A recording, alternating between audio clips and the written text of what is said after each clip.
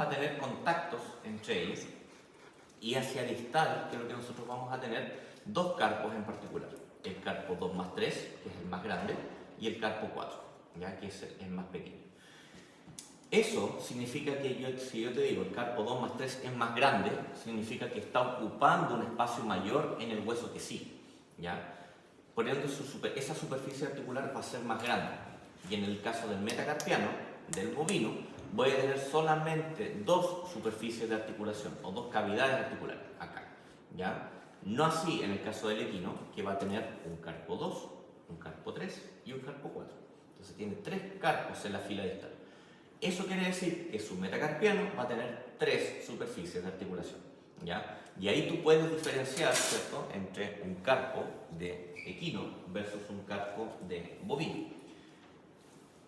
Y acá tú te vas a dar cuenta, yo saco esto, y lo que les estaba diciendo, voy a tener una superficie de articulación en el caso del metacarpo bovino y dos superficies de articulación. La más grande es la del carpo 2 más 3 y la más pequeña del carpo 4, ¿ya? Ahora, eso significa que si yo veo este hueso de frente, tú te vas a dar cuenta que justamente la superficie del metacarpiano 4, ¿cierto?, que está acá, se genera una concavidad bastante marcada, una depresión ahí por dorsal, ¿cierto? Y eso es el indicador de posición, va hacia lateral, ¿ya? Que es lo mismo que tú puedes ver acá, ¿cierto? Esa depresión que se nota bien marcada aquí, ¿cierto?, da espacio a que entre ese carpo, ¿cierto?, que es el carpo 4. Por lo tanto, es más fácil de reconocer, ¿sí? Ahora, por dorsal, ¿qué es lo que tú vas a tener? Bueno, la superficie completa del cuerpo del metacarpiano, pero vas a tener un surco, ¿ya? Un surco longitudinal dorsal y un surco longitudinal palmar, ¿ya? Y con dos canales, un canal metacarpiano proximal y un canal metacarpiano distal. Estos canales, ¿cierto? Estos canales, ¿qué es lo que te van a permitir? Generar estas tuberosidades. Vamos a ir sacando, molestando. Estas tuberosidades que fijan acá, así como teníamos tuberosidades radiales, que eran esas que estaban ahí, ¿cierto? En el caso del metacarpiano también tengo tuberosidades metacarpianas, ¿ya? Una bien desarrollada, bien grandota ahí, pero hacia distal vamos a tener las crestas sagitales, ¿cierto? Las crestas sagitales, una del dedo 3 y otra del dedo 4, y una incisura, ya ahí, en el espacio, ¿cierto?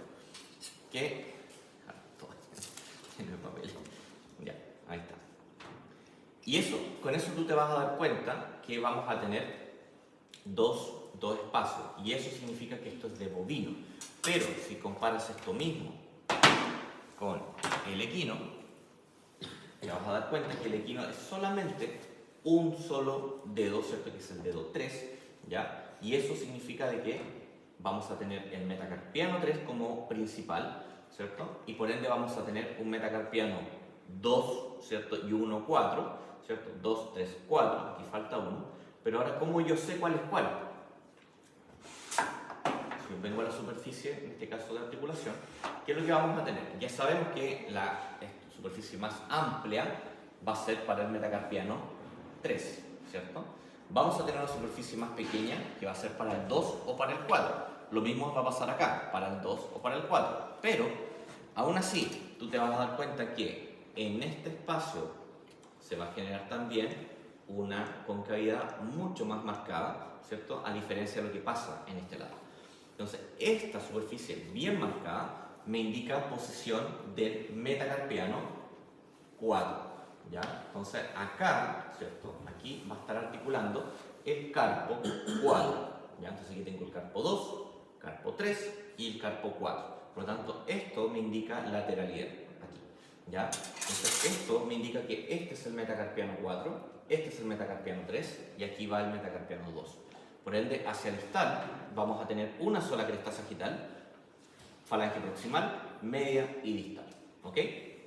Ahora, importante también mencionar que en este espacio, ¿cierto?, vamos a tener las mismas superficies de articulación y todo lo demás, y después vamos a ver lo que respecta a la uña, sobre todo en este caso a la falange distal.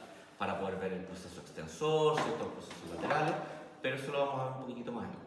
Ahora, importante sí, cuando veamos, en este caso acá, la superficie de ósea, vamos a tener estos huesos, ¿cierto?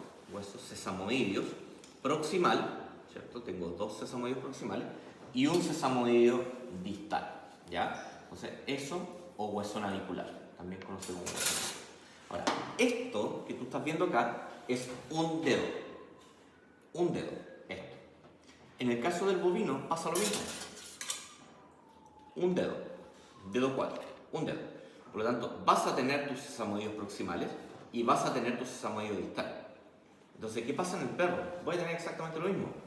1, 2, 3, 4, todo replicado por 4, con su sesamoideo proximal y distal, proximal y distal, proximal y distal, ¿ya? Entonces, esto se va replicando la cantidad de dedos que tenga el animal, ¿ya? Entonces, finalmente, por eso se habla de que el caballo aploma o apoya con un solo dedo, un solo dedo. El bovino apoya o aploma con dos dedos, el 3 y el 4, ¿cierto? El canino con 4 dedos, y así sucesivamente, ¿ya? Bien, eso es por ahora esta primera parte, chicos, así que les doy 5 minutitos, 10 minutitos para que puedan